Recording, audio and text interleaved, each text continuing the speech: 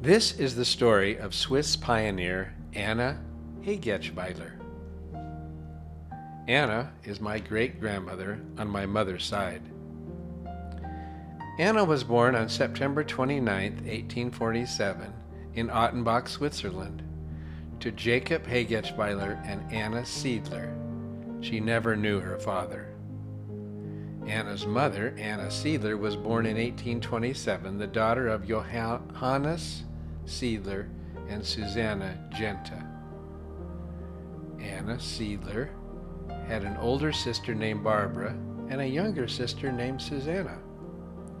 Anna and her mother lived with her mother's parents, Johannes and Susanna Siedler.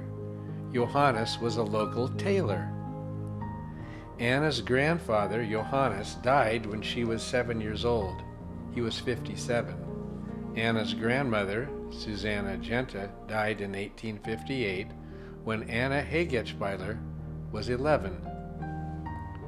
2 years before her grandmother's death in 1856, Mormon missionaries came to Ottenbach. Anna Siedler, her daughter Anna Hegetschweiler, and Anna's sister Susanna Siedler accepted the teachings of the elders and were baptized in the Schill River. In March of 1860, Anna Siedler, her daughter Anna, and her sister Susanna Siedler, and Lebrecht Bear sailed from Liverpool on the ship Underwriter. The fare was $4 for adults and $3 for children. They arrived in New York in May of 1860. On the 3rd of May, they continued their journey from New York to Florence, Nebraska, where the railroad ended. They left Florence, Nebraska the 14th of June, 1860 on the second wagon train of immigrants in that year. Anna and her mother walked 1,300 miles across the plains as the wagons were heavily loaded. They were barefooted most of the time, their shoes having worn out. Anna later recalled it was a pleasant journey. Like other travelers on the plains, they saw large herds of buffalo, thunderstorms, and Indians. When they arrived in Immigration Canyon in 1860, they were met by 3 apostles who gave the company practical advice. Anna Siedler met Lebrecht Bear, a Swiss man on the ship coming to America. They were married, and soon after they arrived, they moved to South Weber. In 1861, Anna Siedler Bear gave birth to a baby girl. Her daughter, Anna, was happy to have a baby sister, but great sorrow soon came into their lives. A Welshman, Joseph Morris, formed a band of followers in South Weber. Bishop Cook and 15 others declared their belief in Morris were excommunicated. On the 6th of April, 1861, Joseph Morris became the head of a new church, the Morrisites, who held their property in common. They located at Kington Fort. They increased rapidly and soon numbered between 500 and 600. Lebrecht, Anna Siedler Bear, baby sister, and Anna Hegetschweiler and Susanna had only been in Utah a year and could not speak or understand the English language. They followed Bishop Richard Cook into the Kington Fort. Some of Morris's followers desired to withdraw from the United Order and take what they had consecrated to the common fund. Several of these dissenters were captured and imprisoned at Kington Fort. In June of 1862, Chief Justice Kinney issued a second writ of habeas corpus for the arrest of Morris, Cook, and Banks. Those writs were placed in the hands of Sheriffs Robert T. Burton and Theodore McKean. While Burton entered the fort, soldiers of the Utah militia advanced on the Morrisite camp using a makeshift shield, pushing up while returning fire. A written message addressed to Morris, Banks, and Cook was sent into the fort, calling upon them to surrender themselves and the prisoners and urging them to remove the women and children within the fort. Morris had a revelation, forbidding them to yield to the demands of the posse, and promised them not one of his faithful should be destroyed. The people of the fort assembled. The revelation was read, but before it could be discussed, a cannonball crashed into the fort, killing Anna Seidler Bear and her baby girl. Her daughter, Anna Hegetschweiler, now a 14-year-old girl, picked up the bones of her mother and baby sister. General Robert T. Burton, commander of the posse, ordered the surrender of all men bearing arms in the fort. They refused upon the advice of Morris. General Burton himself shot Joseph Morris. John Banks was also shot and died during the night. The rest of the men were arrested and later tried and sentenced to imprisonment. After picking up the bones of her mother and baby sister, Anna Hegetschweiler was taken care of by General Robert T. Burton. She was now 14 years of age. She was all alone in Utah without relatives or friends. She worked to earn her living. She worked at Bishop Chauncey West's and in other homes until she was 17. The 4th of February, 1865, 18-year-old Anna was married to Samuel Stone. They were married in the endowment house in Salt Lake. Her first child, William Henry Stone, was born the 14th of September, 1865 in Wilson Lane, Ogden.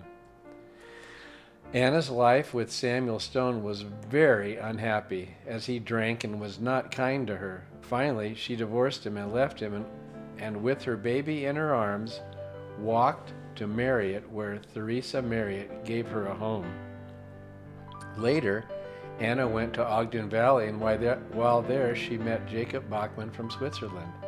Jacob's wife, Elizabeth Sutter, died in 1866, leaving him with 8 children, the oldest 12 and the youngest a baby. On the 27th of April, 1867, she was married to Jacob Bachman in the endowment house. President Heber C. Kimball performed the marriage. Their union was not an ideal one, as Jacob was 17 years older than Anna. Anna enjoyed social affairs, and Jacob was somewhat of a hermit. Anna's son, William Henry Stone, was now 19 months old. Jacob and his 8 children were living in a one-room log house in Eden. So Anna and her son William moved into the log cabin. There were bunks in the north end of the cabin where they all slept. The benches and stools were homemade. They scrubbed the pine floor with sand. All of Anna's children were born in this very cabin. The winters were very cold, the thermometer sometimes being 40 degrees below zero and snow covering the ground to a depth of 6 feet. They could raise no fruit except currants, berries, and plums, and a few apples. Their vegetables often froze before maturity. Their principal crops were alfalfa and wheat. Anna had never been raised with other children. In her home in Switzerland, she lived with her grandmother, grandfather, and her mother and 2 aunts. So it was a new experience for her to be in a home with 8 children. They had to endure many hardships. Their crops were often destroyed by grasshoppers. Sometimes they were so short of food they had to dig sago roots. They were often molested by Indians. As soon as he could, Jacob got some cows. He built a barn south of the house. He later bought a farm and raised grain and alfalfa. He also bought some dry farmland and pasture land about 2 miles southwest of his home. In February of 1868, Anna gave birth to her second son, Joseph. Jacob's older girls had gone to other homes to work, so Anna was alone with the little children. Kind neighbors came in when they could spare the time from their own large families. Anna's first daughter, Annie, was born in 1870. Emma heard Anna say she was all alone and didn't even have a match to light a candle and had to tie the cord herself. At the age of 23, she had 3 babies of her own and little help, as father's older children were still working in homes. In November of 1874, Jacob's oldest daughter, Maria, died at the age of 20. Jacob was broken-hearted over her death. In 1875, Anna gave birth to her 4th child, John Rudolph. She nursed him until he was 3 years old. Anna made butter. They had 20 cows. The milk was put in pans and the cream was skimmed off and churned in a large round wooden churn. The butter was molded in a pound mold, and Jacob took it to Ogden and traded it for other food. Anna was 40 years old in 1887. The same year, Anna gave birth to her fifth and last child, Emma Josephine. In 1889, Rosilla Farron, Elizabeth's daughter, died at the birth of her first child. In 1890, Alma, the youngest of Elizabeth's 9 children, died at the age of 24. This is the 1890 LDS census, which lists Anna's 5 children and 5 of Jacob Bachman's youngest. In 1894, Jacob was now able to build a 4-room frame house, 2 rooms upstairs and 2 rooms and a pantry on the first floor.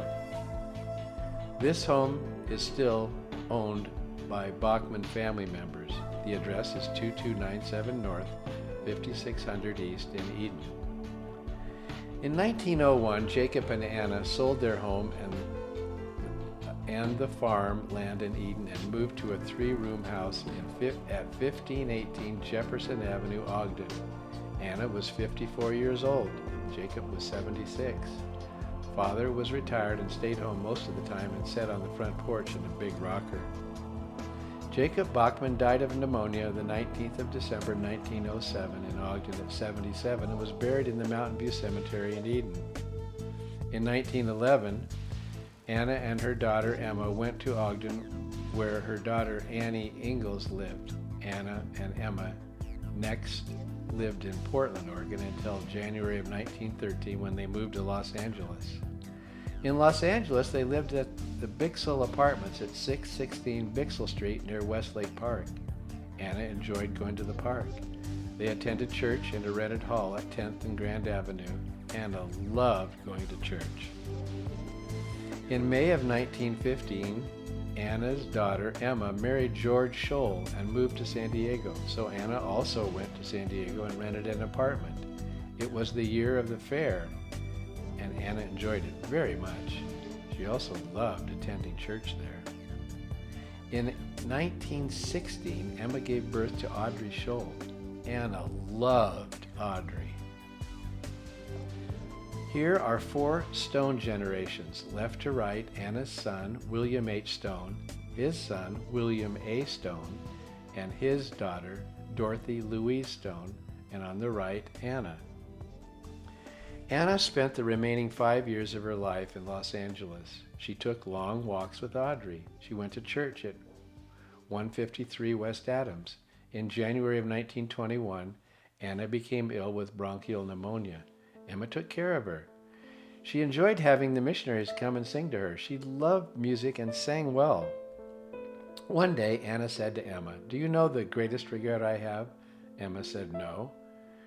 She then said, "It is because I haven't done the temple work for my dead ancestors." Emma replied, "If you will help me when you go to the other world, I will try to do it." Emma wrote the following: "Mother told me to give all her things and money she had in the bank to Audrey. However, I used her inheritance to secure the names of 4,000 of her dead ancestors, which genealogist Julius Billiter got for $225 in 1922. Anna was never unconscious during the 3 weeks she was ill. On the morning of February 1st, 1921, after speaking to her daughter Emma, she passed away peacefully. Anna was 73. Sunday, the 6th of February, 1921, funeral services were held in the Eden Ward Chapel. Her remains were laid to rest beside her husband, Jacob Bachman, in the family plot in Mountain View Cemetery, Eden, Utah. Anna's life was filled with trials and disappointments, some from choice, some not. You grow up fatherless. You move to a new country where you don't speak the language, feet bleeding and all the trials that come from crossing the plains. You join a crazy cult. Once in Utah, finally getting a complete family and a new baby sister, they're blown away by a cannon from the government of your own country. You work as a servant in the house of the man who fired the cannon. Then you learn some language and domestic skills. After all that, you meet the love of your life and think you can finally start your life. You have a baby, and then your husband turns out to be a miserable drunk. You leave him, live with neighbors, and there you learn how to care for babies and raise a family from them. Eventually, you meet this guy named Jacob who has 8 kids. You marry him and raise all of his kids. You start your new life in a 1-bedroom cabin while getting bugged by Indians, the elements, and everything else the frontier has to offer. You have 4 more kids, raising the kids almost solo as your husband ekes out a living in the harsh conditions of northern Utah.